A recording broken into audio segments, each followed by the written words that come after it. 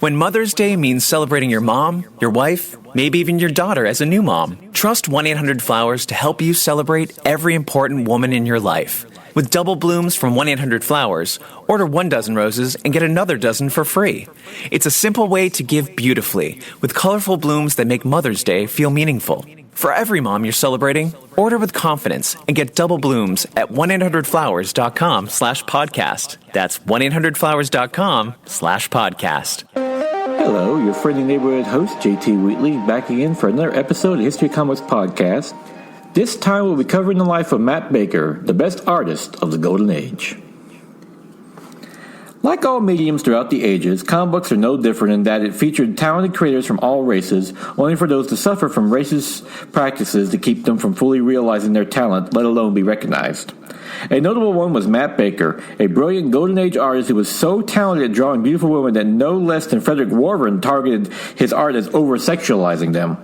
Nevertheless, despite an industry that was still mostly white, Baker's talent left a legacy that can still be felt today, with many considering one of the best romance artists of the genre. Matt Baker was born on December 10, 1921 in Forsyth County, North Carolina, as Clarence Matthew Baker. His family later moved to Pittsburgh. As a young boy, Baker developed a weak heart from suffering from rheumatism fever, which also prevented him from going into sports or serving in the military. Thus, he turned to his addiction of the drawing board. After graduating from high school in 1940, Baker left Pittsburgh for Washington, D.C. to work for the government. However, his ambition to draw led to going to New York and take classes at the Cooper Union for art training. Reportedly, his favorite artists were Andrew Loomis, Will Eisner, Reed Crandall, and Lud Fine. After graduating, Baker went to the Jerry Iger Studios, a comic book packager that produced features to be published in comic books, in 1944, getting a job with a simple color sketch of a beautiful girl, which got him started out as a background artist. His talent soon became apparent, especially in drawing beautiful women. Matt Baker's first documented work was in Jumbo Comics number 69, November of 1944, at Fiction House, in which he penciled and inked a 12-page story of Sheena, Queen of the Jungle. Soon he was the resident artist on Sky Girl in Jumbo Comics about a beautiful fairy pilot, Ginger McGuire, serving in World War II in a specific theater. By Jumbo Comics number 87 on May of 1946, the series had become a comedy strip with Sky Girl no longer allowed to fly, now working as a waitress. Of course, whether a pilot or a waitress, Baker's always managed to draw Sky Girl showing off her legs, reportedly modeling her overall look after the actress Ann Sheridan. Matt Baker's last story on Sky Girl was an August 1948 issue of Jumbo Comics, but it was this run that made him one of the premier good girl artists in the industry at the time. While working, Matt Baker's pencils were often inked by Alice Feldstein, later becoming the famous at the EC Comics and Mad Magazine, who stated he kept to himself mostly due to racism, while crediting Baker with learning a lot about art from him. Another notable work that Matt Baker did was Tiger Girl with Alex Bloom for 3.5 years, which ran in Fiction House's Fight Comics, about a blonde adventurer and an assistant, Adela, who fought with a magical amulet. During this, he managed to shine his own name as his style greatly progressed, especially in depicting animals, which wasn't as good at first, unlike his women. Later, Matt Baker did Camilla with Ruth Ann Roche in Jungle Comics number 69 in September of 1945, which went from being about a Viking queen to a zebra skin with a blonde mane in Jungle Comics number 27 in March 1942. Also at Fiction House, Matt Baker did The Skull Squad in Wing Comics about a multinational RAF squadron, the boxing strip K.O. Kirby in Fight Comics, and Glory Forbes in Ranger Comics about a charming but half-witted girl who keeps finding herself in dangerous predicaments. Outside of Fiction House, Matt Baker did The Wonder Boy for Quality Comics about a teenage superhero and the Ace of the Newsreels from Crown Comics from 1945 to 1947 about a dauntless cameraman Ace Williams and his naturally beautiful assistant Foggy Bottoms. At Crown, Matt Baker would sign his initials MB, which appeared in Crown Comics number 7, November of 1946. It was in Crown Comics number 3, September 1945, that Matt Baker probably created, or at least co-created, the first black superhero in Vuda, a Tarzan-like hero who at least appeared black in the interior art, though he was colored white on the cover and in later installments. Other comics Matt Baker did was Atomic Comics number 2 to 4 in 1946 with Inspector Dayton stories at Green Publishing and Kid Kane about a boxer, movie star, and sometimes crime fighter. At Gilberton, he did an adaptation of the 1869 novel Loren Doone by Richard D. Blackmore for Classics Illustrated, about the love affair between a farmer and an outlaw's daughter. The 48-page story made up Classic Comics number 32 in December of 1946 and will be reprinted several times over the years. Most significant, it will be Matt Baker's only official credit at Iger's studio and his first foray to the romance genre, which would soon dominate. Next, Matt Baker did the 7 Seas stories with Iger under their new comic book publishing outfit, Universal Phoenix Leader Enterprises, which published 3 stories, Bobby Comics, Slick Chick, and 7 Seas Comics. The latter ran for the longest for 6 issues, April of 1946 to 1947, and in them, Matt Baker penciled South Sea Girl with Manning Lee Stokes about Alani, an exotic beauty and adventurer. He also did Tugboat Tussie with Alex Bloom for 7 Seas Comics as well, and Cinderella for Steinway's Hall Tawny Tale book. Next, and what Matt Baker is probably most famous for and sadly infamous for, he did The Phantom Lady in 1946 for Fox Feature Syndicate, a revival of the 1941 character from Quality Comics about Sandra Knight, the socialite daughter of a U.S. senator who moonlights as a crime fighter, though in a rather skimpy outfit that didn't even have a mask. She was originally created by Alfred Peedy and made her debut in Police Comics number 1 in August of 1941, which also featured the debut of Plastic Man and the Human Bomb. After Quality stopped publishing the character, Iger Studios believed they still owned her rights and reassigned her to Fox Feature Syndicate, debuting in The Phantom Lady number 13, taking over the numbering of the then What a Life comics, with Matt Baker redesigning her costume, changing the colors from red to blue while showing off more cleavage and a shorter skirt. Fox would publish the series until issue number 23 in April of 1949, with the character also appearing in All Top Comics number 8 to 17, with Baker also providing the art. This would be a prime target for Frederick Wolvern, the author of the Seduction of the Innocent book in 1954, which blamed comics for juvenile delinquency, even reproducing Matt Baker's memorable cover of The Phantom Lady number 17, April of 1948, and it with the caption, "Sexual stimulation by combining the headlights with sadist dreams of tying up a woman." Fox Feature Syndicate would eventually go bankrupt, with its assets moving on to different studios. As for the Phantom Lady, she would bounce around numerous studios from Ajax to Charlton before finally landing at DC, and her character has appeared on the CW Arrowverse shows and the Batman Brave and the Bold. Most significantly, Alan Moore used the Phantom Lady as the chief inspiration for the character of Silk Spectre and his classic The Watchmen. Matt Baker, of course, would move on to other projects.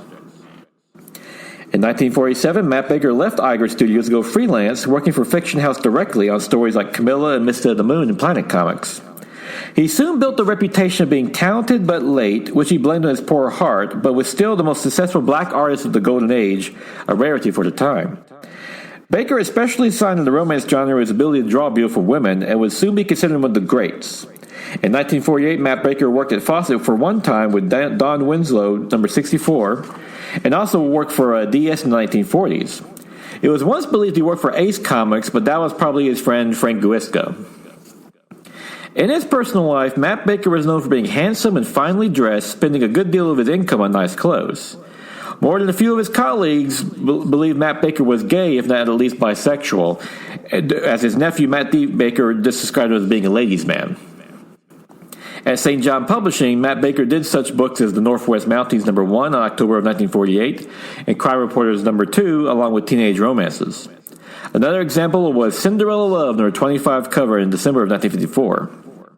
Most significantly, Matt Baker contributed to one of the earliest graphic novels with It Rhymes with Lust in 1950, which also featured the debut of Arnold Drake as a comic book writer, teaming with Les Waller under the collective pseudonym of Drake Waller. Many consider this 128-page book to be one of the first graphic novels, with 126 pages by Matt Baker and Ray Orson, done on Crafton's double-tone paper, allowing them to create great shading and background effects.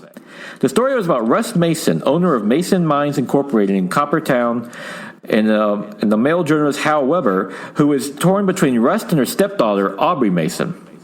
The idea behind the book was to latch into the growing mass-market paperback medium to produce digest-sized comic books for audiences. It will be a terrific year for this new form of comic book, as St. John also published the Case of the Winking Buddha, while Dell published the digest-sized titles under its Told in Pictures series, Twice Loved and Four Frightened Women. It sadly didn't catch on, but it rhymes with what is considered a masterpiece today, especially due to Baker and Ordman's art, though less than 100 copies of the original printing are known to exist. Thankfully, it has since been reprinted by Dark Horse in 2007. Soon, Matt Baker, despite this failure, would be made art director at St. John's. Next, Matt Baker made a try at a newspaper strip with Flamingo with Ruth Roche from 1953 to 54 by Phoenix Features. This counted as his official strip debut, as with South Sea Girls, Matt Baker didn't sign his name. The first strip of Flamingo ran on February 11, 1952, about the adventures of a beautiful gypsy dancer, Flamingo, throughout Europe. By June 23rd of 1952, Baker was both penciling and inking the strip. However, Matt Baker would leave the strip after 6 months, moving on to do covers with interior art for St. John's, as he was, of course, now the art director, complete with office space at 545 Fifth Avenue. By 1955, Baker had contributed 219 covers for St. John's Comics, all which bore his signature, ranging from teenage romances, True Love Pictorial, and Cinderella Love. Of particular note was the cover of Nightmare number 13 in August of 1954, which depicted a strange green as sea plant girls, with Baker delivering a nice mix of horror and sexuality. However, St. John would soon collapse in 1954 as the company invested heavily in the 3D comics fad at the time, which initially boomed but quickly faded away. Baker's last romance stories appeared in Teenage Temptations number 8 and True Love Pictorial number 11 on June of 1954. He would continue to work at St. John's for another year, but only on a freelance basis. With comics on the downturn in the 1950s, Baker found himself scrounging for assignments. Fiction House went defunct due to the CCA, and thus Baker had to adapt to new genres. He found himself drawing MGA's Lassie, best based on the popular dog movies, with the comics issues number 20 to 22 in the late 1954, though he hated it, preferring to draw beautiful women over dogs.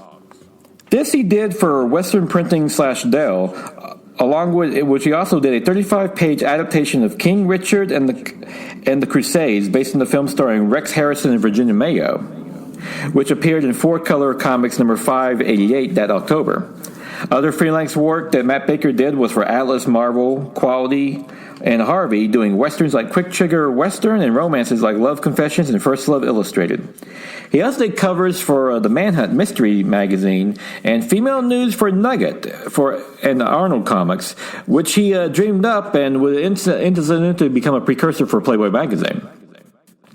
In 1959, Matt Baker was producing art for Charlton and Atlas Marvel, working for Vinnie Coletta's studio at 22 Journal Square in New Jersey City, New Jersey.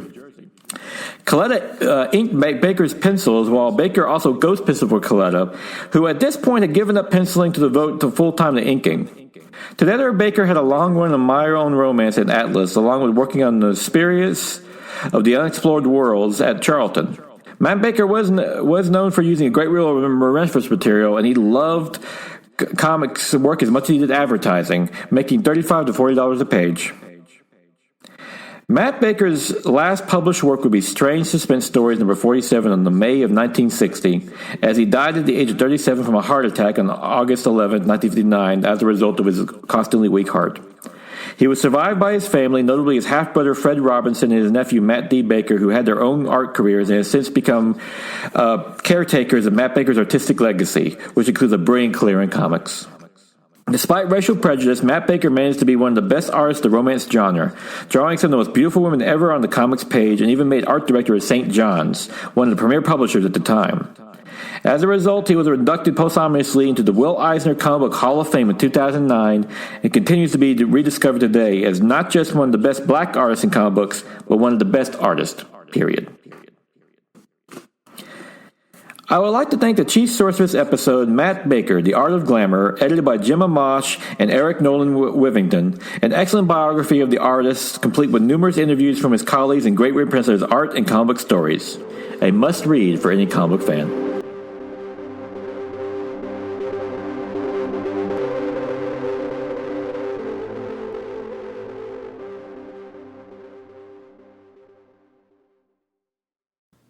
And now it is May 7th, 2026, time for the favorite comic of the week.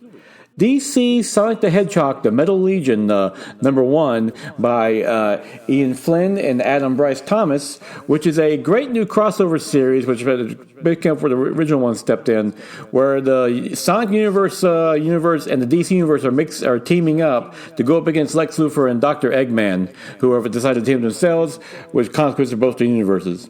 It's just a great, fun series with Ian Flynn having a lot of fun just pairing up the different DC and Sonic characters together. Naturally, Sonic and the Flash get paired up, but also you see Batman and Shadow the Hedgehog, Superman and Knuckles. Supergirl has a hilarious encounter with Cream and Cheese. By the way, some of these characters I'm not familiar with. I'm not as big as a Sonic as I am with like Gordon naturally DC, and of course I'm more of a Nintendo guy and a Genesis guy, but hey, Sonic's still a pretty cool character, and technically he's a Nintendo character too now, because you can play old Sega games on the Nintendo Switch, so hey, we know who won that war. But but just a lot of fun. Great, and also great art by Price, who does a really great job, like mixing both characters. It has a nice cartoony style when it comes to the Sonic characters, but a little bit more grounded, realistic style that with the DC characters that mixes them perfectly, making for just a fun read. The kind of stuff you just love in comic books. Just a lot of fun, and so definitely check that out. And with that, also one more thing. I completed the Daredevil Born Again Season 2 series today. Not as good as the first season, and probably not as good as the overall the Netflix season, but still a lot of fun Easter eggs. Some of the classic characters can make a comeback. Kind of a weird ending, but it does set for a cool situation for Season 3, which hopefully we'll be getting. But we'll see where that goes. But definitely check it out if you have a Disney Plus subscription. It's still one of the best MCU products still put out there, with some of the best acting and writing you'll probably ever see. And then Charlie Cox and Vincent D'Onofrio just kill it as Daredevil and Kingpin, and to the point where they're the voices I hear now when I read the comic books. They're that good.